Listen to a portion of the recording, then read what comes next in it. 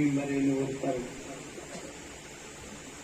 جلوہ فرما باوقار علماء شورا، سامعین السلام علیکم ورحمۃ اللہ تعالی وبرکاتہ۔ وعلیکم السلام ورحمۃ اللہ وبرکاتہ۔ الحمد للہ کفا وسلام علی عبادہ الذین اصطفیٰ، خصوصاً علی سید الانبیاء وعلی آلہ واصحابہ النجباء۔ اما بعد فاعوذ باللہ من الشیطان الرجیم، بسم اللہ الرحمن الرحیم۔ یا ایھا الذین آمنوا اتقوا اللہ وکونوا مع الصادقین۔ آمنت باللہ صدق اللہ العظیم وبلغنا رسولہ النبی الامین المبین الکریم، ونحن على ذلك لمن الشاہدین والشاکرین والحمد للہ رب العالمین۔ برادران اسلام، جیسا کہ اسٹیج پر بڑی لمبی فہرست نظر آ رہی ہے، اور مجھے کہا بھی گیا تھا کہ آپ کو تقریر نہیں کرنا ہے، لیکن پھر بلا دیا گیا۔ بہرحال میں بہت مختصر وقت میں تلاوت کرتا آیت کی روشنی میں چند باتیں آپ کے گوشگزار کر کے رخصت ہو جاؤں گا۔ اس سے پہلے پڑھیے درود پاک، اللہم صلی علی سیدنا و مولانا محمد وبارک وسلم، صلو علیہ صلاۃ و سلام علیک یا رسول اللہ صلی اللہ علیہ وسلم۔ میرے امام فرماتے ہیں، واہ کیا مرتبہ اے غوث اے بالا تیرا، سبحان اللہ، سبحان اللہ۔ واہ کیا مرتبہ اے غوث اے بالا تیرا، اونچے اونچوں کے سروں سے قدم اعلیٰ تیرا، اور سر بھلا کیا کوئی جانے کی ہے کیسا تیرا، اولیاء مرتے ہیں آنکھیں وہ ہے تلوا تیرا، اور تجھ سے در سے سگ، اور سگ سے ہے مجھ کو نسبت، تجھ سے در سے سگ، اور سگ سے ہے نسبت مجھ کو، میری گردن میں بھی ہے دور کا ڈورا تیرا، میری گردن میں بھی ہے دور کا ڈورا تیرا، اور تیری سرکار میں لاتا ہے رضا اس کو شفیع، تیری سرکار میں لاتا ہے رضا اس کو شفیع، جو میرا غوث ہے اور لاڈلا بیٹا تیرا، جو میرا غوث ہے اور لاڈلا بیٹا تیرا۔ برادران اسلام، اللہ تبارک و تعالیٰ قرآن مقدس میں ارشاد فرماتا ہے، یا ایھا الذین آمنوا اتقوا اللہ وکونوا مع الصادقین۔ اے ایمان والو، اللہ سے ڈرو اور سچوں کے ساتھ ہو جاؤ۔ اس آیت کریمہ کے ذریعے پروردگار عالم ایمان والوں کو دو باتوں کا حکم دے رہا ہے، اتقوا اللہ، اللہ سے ڈرو، وکونوا مع الصادقین، اور سچوں کے ساتھ ہو جاؤ۔ اللہ سے ڈرتے رہو، یعنی اپنی زندگی کا ہر لمحہ اللہ و رسول کے احکام پر گزار دو، بسر کر دو، اور کیا ہے رسول باوقار صلی اللہ تعالی علیہ وسلم کی اطاعت و فرما برداری میں اپنی زندگی کا ہر لمحہ بسر کر دو۔ اللہ تبارک و تعالی تمہیں اپنا محبوب بنا دے گا۔ یہ متقی کون ہوتے ہیں؟ یہ متقی قیامت کے دن حشر کے میدان میں پروردگار عالم ان کے اپنے سائے رحمت میں جگہ عطا فرمائے گا۔ آج ہم جس کی بارگاہ میں خراج عقیدت پیش کرنے کے لیے حاضر آئے ہیں، یہ اللہ والے تقوی شعار کیسے ہوتے ہیں؟ روایات میں آتا ہے، حضرت اویس قرنی رضی اللہ تعالی عنہ کی ذات بابرکات ہے، آپ بکریوں کے ریوڑ کو لے آ کر چرایا کرتے تھے۔ ایک مرتبہ حضرت خواجہ اویس قرنی رضی اللہ تعالی عنہ بکریوں کا ریوڑ لے کر اس چراگاہ پر پہنچتے ہیں۔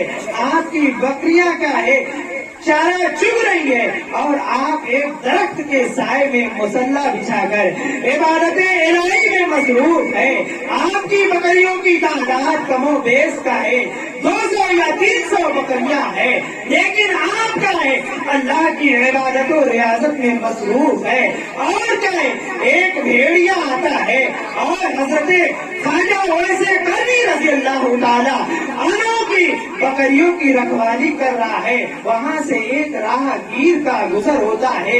اس نے دیکھا بھیڑیا, اس نے دیکھا بکریاں چل رہی ہے اور وہ بکریوں کی رکھوالی کیا ہے, بکریوں کا جانی دشمن کیا ہے, بھیڑیا کر رہا ہے. وہ سوچ میں پڑ جاتے ہیں آخر معاملہ کیا ہے, آخر اس میں حکمت کیا ہے. پھر اس کی نگاہ پڑتی ہے ایک درخت کے نیچے کوئی شخص کا ہے اللہ کی عبادت و ریاضت میں مصروف ہے.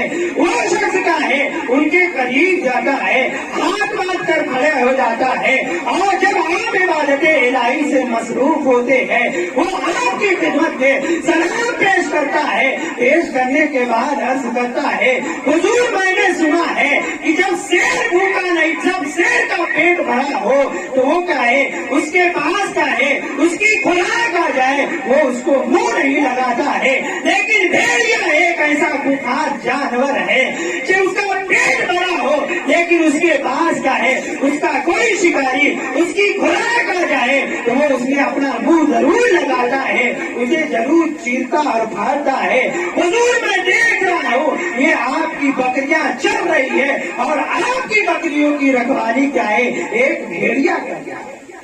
حضور یہ بھیڑیا ایسا خوفناک جانور ہے, جب انسان اس کا نام سنتا ہے تو اس کے نام سے کیا ہے ہم انسان کے جسم کے روگٹے کھڑے ہو جاتے ہیں. حضور آپ کا ہے انتہائی کا ہے اطمینان کے ساتھ بیٹھ کر اللہ کی عبادت کر رہے ہیں, آپ کی بکریاں چل رہی ہے, ان کی رکھوالی بھیڑیا کر رہا ہے. کیا آپ کو بھیڑیے سے ڈر نہیں لگتا ہے؟ حضرت خواجہ ویسے کرنی رضی اللہ تعالیٰ عنہ کا پیارا جواب سنو. آپ ارشاد فرماتے ہیں ہاں میں بھی بھیڑیا سے بہت ڈرتا تھا. جب اس کا نام سنتا تھا میرے جسم کے تمام روکتے کھڑے ہو جاتے تھے, میری پیشانی پر پسینے آ جاتے تھے. لیکن جس دن سے میں نے اللہ کے خوف کو اپنے دل میں بسا لیا ہے یہ ساری چیزیں مجھ سے ڈرنے لگی. حدیث پاک میں آتا ہے من کان للہ وکان اللہ لہو, جو اللہ کا ہو جاتا ہے ساری خدائی اس کی ہو جاتی ہے. اے مسلمانوں اللہ کا خوف اپنے دل میں پیدا کرو. حضور غوث اعظم کی شان میں ہم خراج عقیدت پیش کرنے کے لیے حاضر آئے.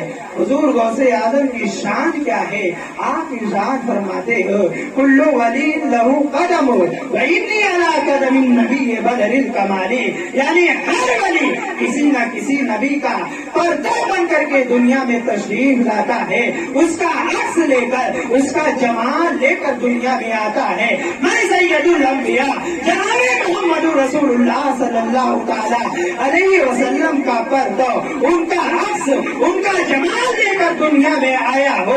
حضور رحمت عالم صلی اللہ تعالی علیہ وسلم کی ذات کیا ہے تمام انبیاء اکرام میں آپ کی ذات ممتاز ہے, منفرد ہے, جن کے لیے کہا گیا ہے جن کے لیے کہا گیا ہے ذات ہوئی انتخاب وصف ہوئے لاجواب, ذات ہوئی انتخاب وصف ہوئے لاجواب, نام ہوا مصطفیٰ تم پہ کروڑ. سبحان اللہ. حضور رحمت عالم صلی اللہ تعالی علیہ وسلم کی یہ شان ہے. اللہ نے تمام انبیاء کی خصوصیات ایک محمد صلی اللہ تعالی علیہ وسلم میں جمع فرما دی ہے. حضور کی امتیوں کے اولیاء کی تمام اولیاء کی خصوصیات اللہ نے شیخ عبد القادر جیلانی کی ذات میں جمع فرما. حضور غوث اعظم کی کیا شان ہے. ایک مرتبہ یمن کا ایک سنان نامی پادری کیا ہے اس کے دل میں ایک خیال پیدا ہوتا ہے عیسائی دھرم کیا ہے جھوٹا ہے, یہ میرے دنیا و آخرت کی کامیابی کا ضامن نہیں بن سکتا ہے, اس لیے اب میں پختہ ارادہ کر چکا ہوں عیسائی دھرم کو چھوڑ کر اسلام کے دامن سے وابستہ ہو جاؤ، اس کے دل میں یہ خیال پیدا ہوتا ہے میں اسلام قبول تو کروں گا لیکن یمن کی سرزمین پر جو سب سے افضل و اعلیٰ شخصیت ہو ان کے ہاتھ پر میں اسلام قبول کروں۔ اسی سوچ و وچار میں تھا، اس پر نیند کی حکمرانی ہو جاتی ہے، وہ سو جاتا ہے، سوتا ہے کیا دیکھتا ہے، خواب میں حضرت عیسیٰ علیہ نبی علیہ السلام تشریف لاتے ہیں،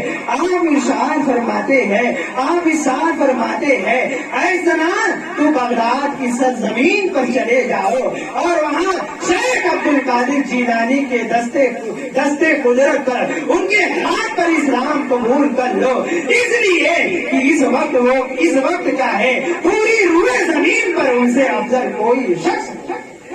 حضور غوث اعظم کی کیا شان ہے، اسی لیے کسی شاعر نے کیا یہ خوب کہا ہے، تو ہے وہ غوث کی ہر غوث ہے شیدا تیرا، تو ہے وہ غوث کی ہر غوث ہے شیدا تیرا، تو ہے وہ غیث کی ہر غیث ہے پیاسا تیرا۔ ایک اور واقعہ ملاحظہ فرمائیے، حضور غوث اعظم کی کیا شان ہے۔ بغداد کی سرزمین پر ایک تاجر تھا، بڑا مالدار تھا، اللہ نے اسے مال و دولت سے بہت نوازا تھا۔ ایک دن اس نے بغداد میں اپنے گھر کا ہے، بغداد میں جتنے اکابر مشائخ تھے ان کی اپنے گھر دعوت کی اور حضور غوث اعظم رحمت اللہ تعالی علیہ کی خدمت میں حاضر ہوتا ہے، عرض کرتا ہے حضور شام کو ہمارے گھر آپ کی دعوت ہے۔ حضور غوث اعظم رحمت اللہ تعالی علیہ جب اپنی نگاہ اس کی طرف کرتے ہیں وہ زاروں قطار رونے لگتا ہے۔ حضور غوث اعظم تسلی دیتے ہیں، فرماتے ہیں بیٹے چلے جاؤ گھر، انتظامات کرو، شام کے وقت میں تمہارے گھر ضرور آؤں گا۔ شام کا وہ اپنے گھر جاتا ہے، انتظام کرتا ہے، المقتدر شام کا وقت آ جاتا ہے۔ حضور غوث اعظم رحمت اللہ تعالی علیہ اپنے چند رفقا کو ساتھ لے کر اس کے گھر جاتے ہیں، دروازے پر دستک دی جاتی ہے، اندر سے آواز آتی ہے کون ہے؟ آپ کے مریدین جواب دیتے ہیں حضور غوث اعظم سیدنا شیخ عبد القادر جیلانی تشریف لائے ہیں۔ وہ فوراً باہر آتا ہے، آپ کو اپنے گھر مہمان خانے میں لے جا کر بیٹھا دیا جاتا ہے، پھر دسترخوان لگتا ہے، دسترخوان پر قسم قسم کے کھانے سجا دیے جاتے ہیں، سارے لوگوں کو اطلاع دی جاتی ہے حضور چلیے کھانا تناول فرما دیجیے۔ سارے لوگ اٹھتے ہیں، دسترخوان کے قریب جاتے ہیں، دسترخوان پر بیٹھ جاتے ہیں، حضور غوث اعظم رحمت اللہ تعالی علیہ بھی جاتے ہیں، دسترخوان پر بیٹھتے ہیں، سارے لوگوں کی نگاہیں کیا ہے دسترخوان پر چنے ہوئے کھانے کو دیکھ رہی ہے۔ حضور غوث اعظم بھی کھانوں کو ملاحظہ کر رہے ہیں، حضور غوث اعظم کی نگاہ کیا ہے اسی دسترخوان کے کنارے ایک بہت بڑا سا ٹوکرا تھا جو اوپر سے کیا ہے کپڑے سے ڈھکا ہوا تھا۔ حضور غوث اعظم نے ساری چیزوں کو ملاحظہ کیا، آپ ارشاد فرماتے ہیں مجھے تو یہ بات سمجھ میں آ گئی، دسترخوان پر یہ چھوٹی سی رکابی ہے، اس میں سالن ہے، دسترخوان پر یہ چھوٹی سی ٹوکری ہے، اس میں روٹی ہے، یہ کا ایک ٹرے ہے، اس میں چاول ہے، یہ رکابی ہے، اس میں سلاد ہے، قسم کی چیزیں ہیں، لیکن مجھے یہ بات سمجھ میں نہیں آ رہی ہے دسترخوان پر اتنے بڑے ٹوکرے کا کیا کام ہے جو اوپر سے ڈھکا ہوا ہے۔ حضور غوث اعظم اس تاجر کی طرف متوجہ ہو کر فرماتے ہیں، وہ رونے لگتا ہے اور عرض کرتا ہے حضور میری ایک اولاد ہے، اللہ بڑا رحیم ہے، کریم ہے، اس نے بہت دنوں کے بعد مجھے اولاد جیسی نعمت سے نوازا ہے، لیکن یہ میری ایک اولاد ہے جو ہاتھ سے بھی اپاہج، پیر سے بھی اپاہج، زبان سے کچھ بول نہیں سکتی ہے، آنکھ سے دیکھ نہیں سکتی ہے۔ حضور میں نے سنا ہے کہ جب بڑھاپا آتا ہے یہی بچے کا ہے، اپنے والدین کے کا ہے، دیکھ بھال کرتے ہیں۔ حضور مجھ پر بڑھاپا آ گیا ہے لیکن یہ میری اولاد کا ہے، اپاہج ہے، جب اسے استنجے کی حاجت ہوتی ہے میں گودی میں لیتا ہوں، اس کی حاجت روائی کرتا ہوں۔ حضور میں نے سنا تھا کہ بغداد کی سرزمین پر عبد القادر نام کے ایک شخص ہے، وہ اگر ہاتھ دعا کے لیے اٹھا دیں گے اللہ تبارک و تعالیٰ تمہارے بیٹے کو صحت یابی عطا کرے۔ حضور کرم فرمائیے، دعا فرما دیجیے میرا بیٹا ٹھیک ہو جائے۔ حضور وہ کرتا ہے، حضور اللہ نے مجھے بہت مال و دولت سے نوازا ہے، دنیا مجھے بہت جانتی ہے، لیکن جب رات کی تنہائی ہوتی ہے، رات کی تنہائی میں جب میں اکیلا ہوتا ہوں خوب روتا ہوں کہ اللہ نے اتنے دنوں کے بعد مجھے اولاد جیسی نعمت سے نوازا ہے، وہ بھی اپاہج ہے۔